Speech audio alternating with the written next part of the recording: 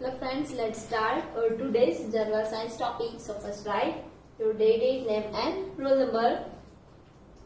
And I hope you must all have to learn the spelling and their meanings well. Okay friends? Observe the water in all the jars after a week. The previous activity માં આપણે જોયું હતું કે એક બરણીમાં શેનું પાણી હતું કે તળાવ કે નદીનું, બી માં શેનું પાણી હતું તો કે નળનું, અને જે સી જાર હતી એમાં શેનું પાણી હતું તો કે ઉકાળેલું અને ફિલ્ટર કરેલું, અને એમાં શું હતું air tight container. Now check there smell, અને હવે તેમની ગંધ છે એ ચકાસો. અહીંયા સ્મેલ એટલે ગંધ. Only the filtered and boiled water in the airtight jar C remains fresh. તો ફક્ત જે પાણી કે જે ગાળેલું અને ઉકાળેલું હતું અને જે એરટાઇટ કન્ટેનર વાળું હતું એમાં જ પાણી છે એ કેવું છે એકદમ ફ્રેશ તાજું છે. Water in the other two jars A and B has become stale and unfit for drinking. જ્યારે બીજી બરણીઓ કે જે A અને B છે એનું પાણી કેવું થઈ ગયું છે વાસી અને પીવા માટે અયોગ્ય. સ્ટેલ એટલે વાસી અને અનફિટ એટલે અયોગ્ય. Now drink safe water. એટલે સ્વચ્છ પાણી પીવું. First, to make water totally safe for drinking, we should boil the water. એટલે પાણી છે એને સંપૂર્ણપણે સલામત બનાવવા માટે પાણી છે એને ઉકાળવું જોઈએ. Second, water should be stored in clean and covered utensils or bottles. પાણી છે એનો સંગ્રહ શેમાં કરવો જોઈએ તો કે એવા વાસણ કે પાત્રો અથવા તો બોટલમાં કે જે કેવું હોય સ્વચ્છ અને ઢાંકેલું. ને કવર્ડ એટલે ઢાંકેલું અને યુટેન્સિલ્સ એટલે વાસણો. Third, use a container with a handle to take out water from a pot at home or at public places. એટલે કોઈ પાત્ર છે કે જે હાથાવાળું હોય વાસણ એનો ઉપયોગ કરવાનો શેના માટે તો કે ઘરે અથવા તો કે જાહેર સ્થળોએ પાણી છે ઘડા એમાંથી પાણીને બહાર લેવા માટે. અહીંયા હેન્ડલ એટલે હાથો અને પબ્લિક એટલે જાહેર. Fourth, never use unclean hands when handling drinking water. તો ક્યારે પણ અસ્વચ્છ હાથ છે એનો પીવાના પાણી માટે ઉપયોગ કરવો જોઈએ નહીં. Fifth, water can be attached to the water tap.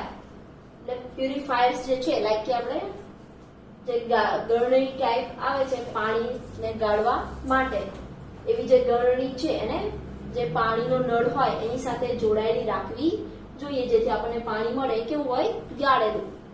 Six, surrounding areas of water sources must be kept clean and hygienic. એટલે પાણીના સ્ત્રોતોની આસપાસનો જે વિસ્તાર છે એને સ્વચ્છ અને સૂક્ષ્મજીવ રહિત જ રાખવો જોઈએ. Amazing fact, 70% of our earth is covered by water, but only 1% of it is potable.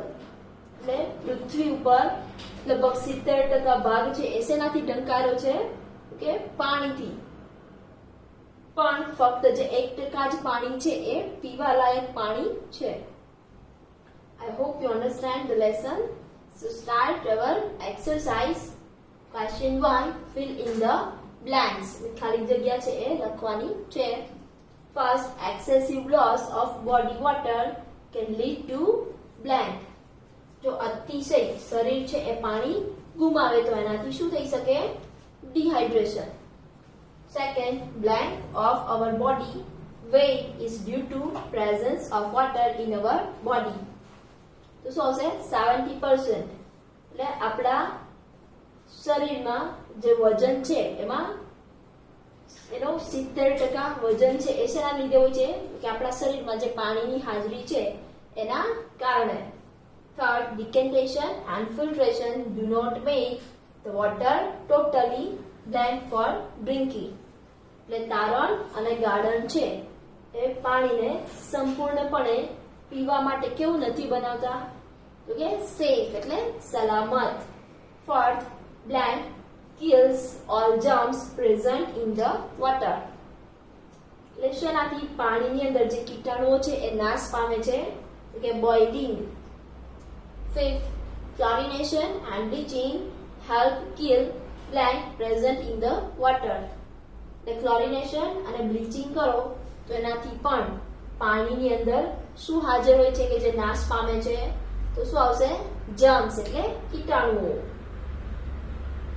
Now question 2, give 2 examples of each.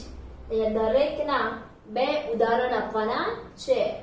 First, sources of water એટલે પાણીના સ્ત્રોત. પાણીના સ્ત્રોત કયા કયા આવે કે river or pond, નદી, તળાવ.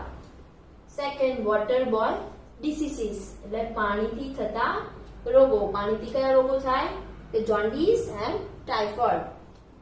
થર્ડ, વોટર સોલ્યુબલ સબસ્ટન્સીસ એટલે એવા પદાર્થો કે જે પાણીની અંદર ઓગળે છે. પાણીની અંદર કયા પદાર્થો ઓગળી શકે કે સોલ્ટ એન્ડ સુગર, મીઠું અને ખાંડ. Fourth, methods of purification of water એટલે પાણીના શુદ્ધિકરણની રીત. તો કઈ આવશે, બોઇલિંગ એન્ડ ફિલ્ટ્રેશન ઉકાળવું અને ગાળવું. Fifth, substances added to water to kill germs એટલે એવા પદાર્થો કે જે કીટાણુઓને મારવા માટે ઉમેરવામાં આવે છે. તો કઈ આવે, chlorine and bleach. So I hope you understand.